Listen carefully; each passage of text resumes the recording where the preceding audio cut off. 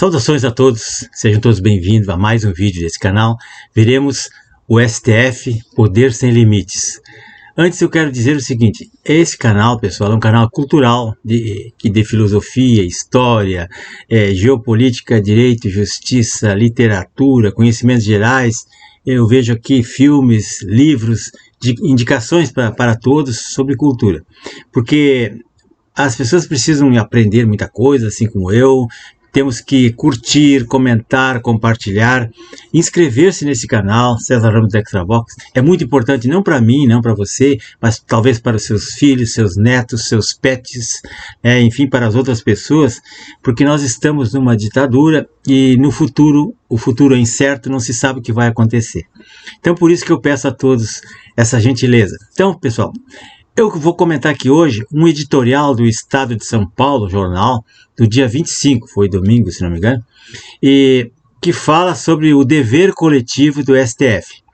Então, acusa-se o Alexandre de Moraes de instaurar uma ditadura judicial no Brasil, mas o colegiado do Supremo, está sempre avalizando, essas decisões.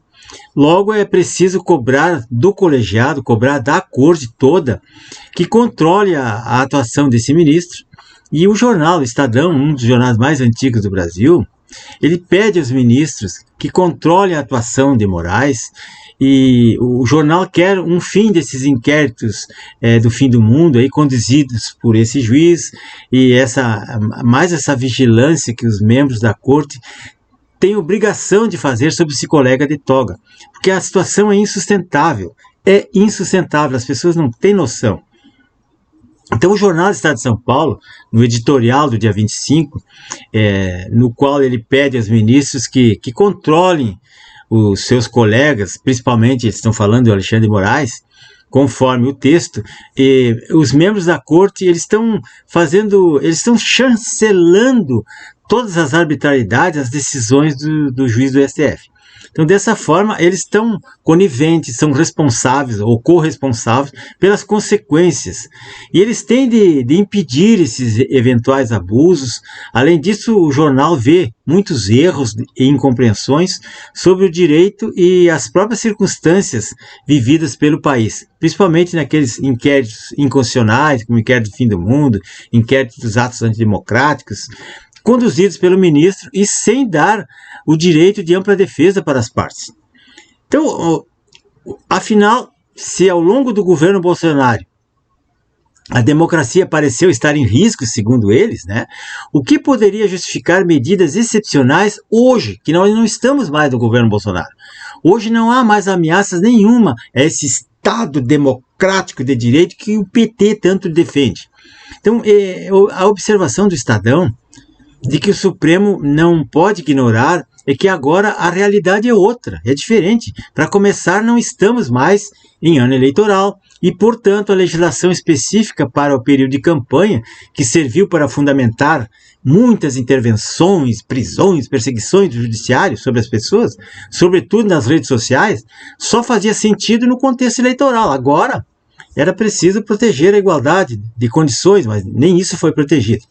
E entre os candidatos, Agora o cenário factual normativo seria outro.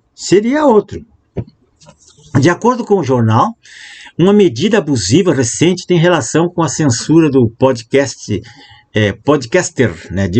o youtuber Monark, em virtude de críticas que ele fez à Justiça Eleitoral e ao próprio Alexandre de Moraes. E o jornal menciona a decisão que enquadrou o Google e as Big Techs, outras aí, como o Telegram e outras, que supostamente impulsionaram conteúdos contra a PL das fake news, recordando a plena vigência da garantia do duplo grau de jurisdição. Era isso que se queria.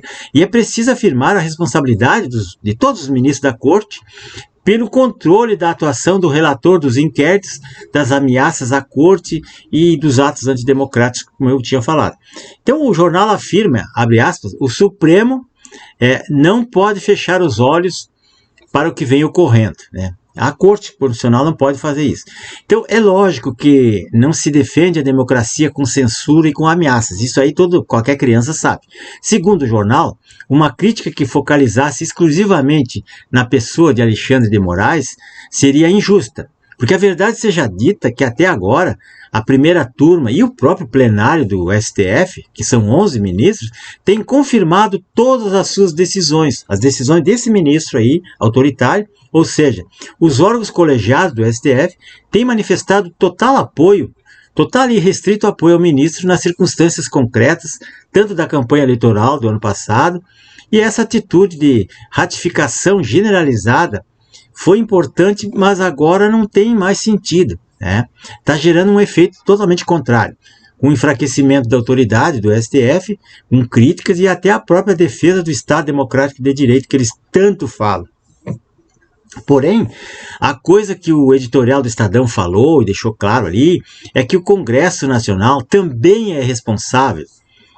Talvez o Estadão não quisesse abordar essa parte aí, mas deixou assim, nas entrelinhas, que o Congresso Nacional se omitiu, é responsável direto por essa juristocracia que nós estamos vivendo, por essa falta de liberdade, por censura, por perseguições. Tudo que o Legislativo propõe, o Judiciário acaba derrubando. E isso é uma temeridade. Não há mais independência dos poderes, conforme prevê a Constituição.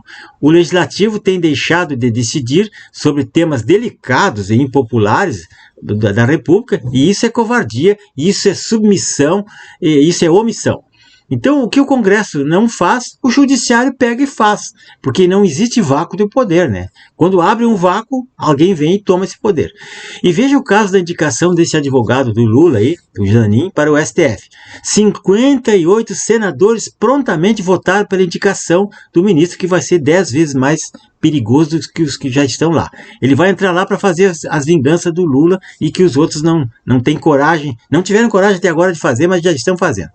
Inclusive, gente que se dizia de direita acabou votando nesse cara. Então, isso é um absurdo. Eles rasgaram a Constituição, eu poderia indicar para vocês todos os itens que rasgaram, ignoraram o princípio da impessoalidade e a regra que era do notável saber jurídico, porque o cara não tem nem mestrado nem doutorado, mas está lá. Então, para agradar os ministros que eram a favor da indicação, o Congresso prontamente se ajoelhou. E agora o PT tem 8 juízes lá na Suprema Corte para defender os interesses do trapaceiro lulopetismo. Então, pessoal, para concluir, eu mando para vocês aqui na descrição um livro do Bruno Scharchen. O nome do livro é Pare de Acreditar no Governo. É um livro de geopolítica, de sociologia e história, que acho que todo mundo deveria dar umas lidinhas aí, que é muito interessante. Tem também o Inquérito do Fim do Mundo, da Cláudia Piovesan, editora EDA, 2021. Esse aí vocês encontram nas bibliotecas por aí, nas livrarias. Mas esse aqui do Bruno Scharchen, esse livro está em PDF, aí vocês vão encontrar no Google de graça. E um filme que todo mundo seria obrigado a ver. Um Ato de Liberdade. É uma história do nazifascismo lá e da perseguição dos judeus na Bielorrússia. É um filme, acho que já antigo até, mas maravilhoso, muito bom. Para vocês terem uma ideia o que é o autoritarismo, o que uma Suprema Corte pode fazer para apoiar um ditador. Pessoal, está na hora da gente acordar, porque a situação é muito grave. Pensem nisso, meus amigos, e até mais.